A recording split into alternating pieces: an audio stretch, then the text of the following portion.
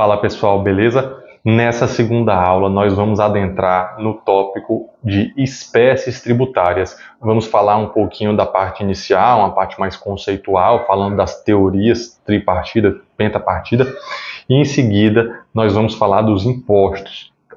Está uma aula muito legal, sempre baseada em jurisprudência, legislação, doutrina.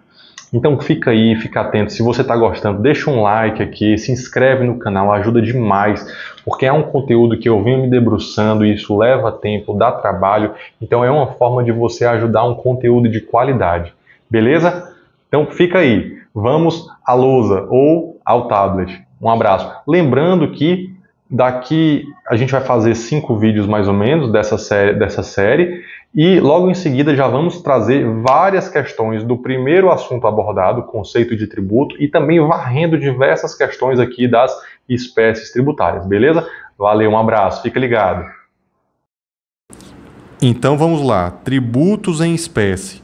Começamos dizendo que o nosso CTN adota a teoria tripartida no seu artigo 5º, dizendo quem são os tributos: impostos, taxas e contribuição de melhoria.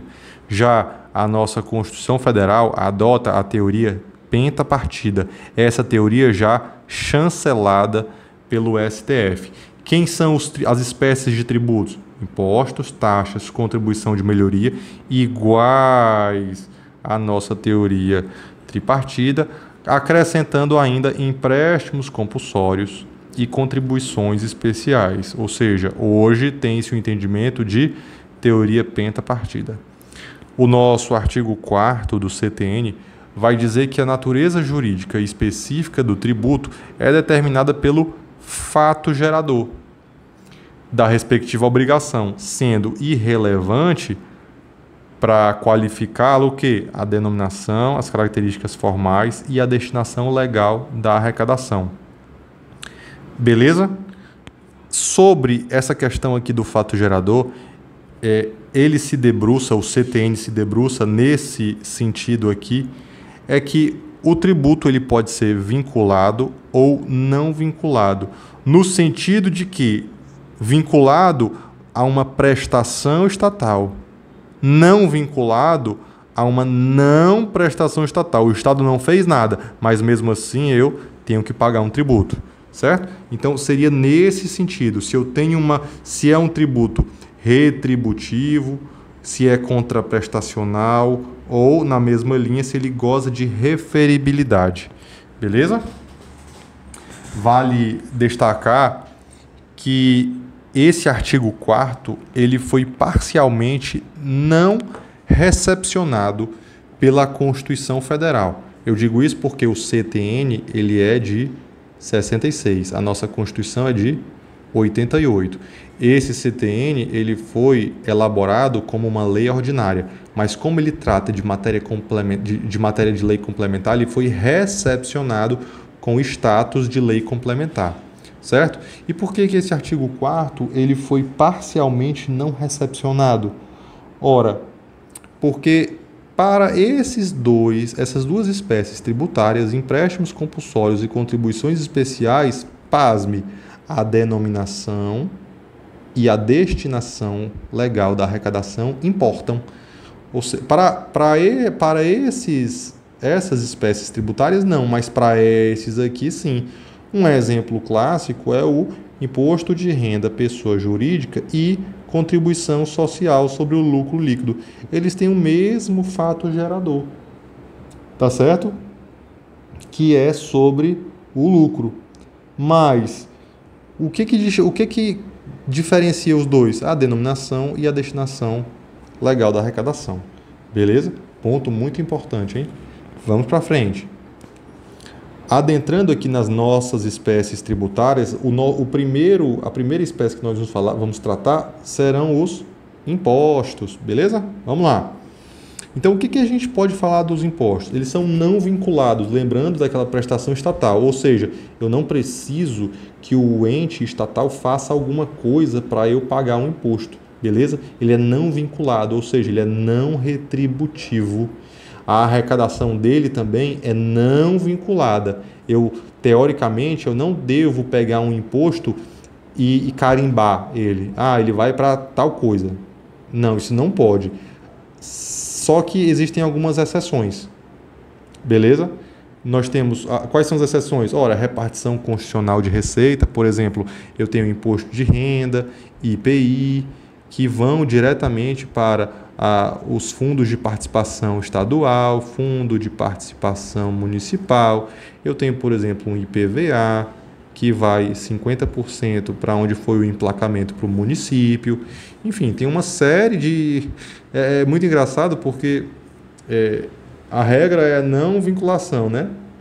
De arrecadação, mas a gente tem uma série de vinculações. Mas, ok, é igual aquele caso do que o orçamento ele é autorizativo, mas ele é cheio de carimbo, né? Ele é cheio de carimbo. Enfim, é o que nós temos que levar para a prova, beleza? O artigo 167, inciso 4 da Constituição, vai dizer que é proibido, defeso significa que é proibido vincular a órgão, fundo ou despesa. E aí quais são as nossas exceções? São essas que a gente já falou. Repartição constitucional de receitas, recursos para saúde, ensino, administração tributária, garantias para a União e operação de crédito por aro, pagamento de débito para com a União, recursos para o Fundeb, beleza? Isso você vai encontrar esses outros itens, você vai encontrar no 198, você vai encontrar nos artigos 198, parágrafo 2º da Constituição, você vai encontrar também no artigo 212 da Constituição, 212A, para falar do Fundeb também, beleza? Vamos para frente. Além disso, os impostos, eles são uma manifestação de riqueza, beleza? Como ele é um ato não vinculado, então eu estou pagando porque é uma manifestação de riqueza. Um exemplo é o imposto de renda. Opa, oferiu renda? Paga imposto de renda. Ah, você tem um imóvel? Paga um imóvel urbano, por exemplo, né? Predial? Paga IPTU. Não, eu tenho um carro? Paga IPVA. É a questão da sacolinha, né? O que você tem de manifestação de riqueza, você paga para o Estado. Tá certo? Ele tem essa questão da solidariedade social, né? Eu me compadeço da sociedade, digamos assim. Eu estou aqui para ajudar, né? É como se fosse até uma questão de Robin Hood, né? Tem uma questão distributiva, né? Uma questão distributiva, beleza? Além disso, podemos falar também do princípio da capacidade contributiva. Ele está lá no nosso artigo 145, parágrafo 1º da Constituição Federal. Mas é o quê? Sempre que possível, ele tem que ser o quê? Você tem que tributar conforme a capacidade contributiva do contribuinte, beleza? Os impostos podem ser ainda reais ou pessoais. Os reais incidem sobre coisas e os pessoais incidem sobre pessoas, beleza? Essa competência para instituir, ela é uma competência privativa. A Constituição Federal, ela não institui imposto, nem institui nem cria. Ela dá a competência, ela dá o poder para o ente público, o ente União, Estado, DF. DF ele joga tanto lá e cá, né? Joga no Estado e joga no município. União, Estado, DF e município, eles possam instituir ou criar o tributo, beleza? Então é uma competência privativa, tá certo? Isso ele pode ser instituído por lei ou por quem tem força de lei, uma lei ou MP. Eu coloquei um salvo lei complementar, não é que a lei complementar também não possa instituir, ele pode sim. Na verdade é porque tem alguns casos especiais, como o imposto residual, que ele só pode ser imposto residual, imposto sobre grandes fortunas, que só podem ser instituídos por lei complementar. É só isso, tá certo? Mas é sempre por lei, não existe exceção. Outra coisa importante, que fato gerador, base de cálculo e contribuintes, eles têm que ser definidos por lei complementar. Isso está disposto no nosso artigo 146, inciso 3, a linha A da Constituição Federal. Beleza? Aí você pode pensar, então essa lei complementar é o CTN? Parcialmente. Isso para os impostos que estão na Constituição Federal. Quem é que vai falar sobre isso? É o CTN, tá certo? Que, de novo, é uma lei ordinária, mas com status de lei complementar. E é o CTN que faz isso? Ora, em parte, na maioria dos casos sim. Mas, por exemplo, ele não fala sobre imposto residual, imposto extraordinário de guerra e nem fala sobre IGF. Até porque IGF nem foi instituído ainda. Mas ele não fala. Seria, no caso, uma outra lei complementar que deveria fazer isso. De resto, o CTN fala sim de todos os impostos. Beleza? Vamos falar agora das espécies de impostos.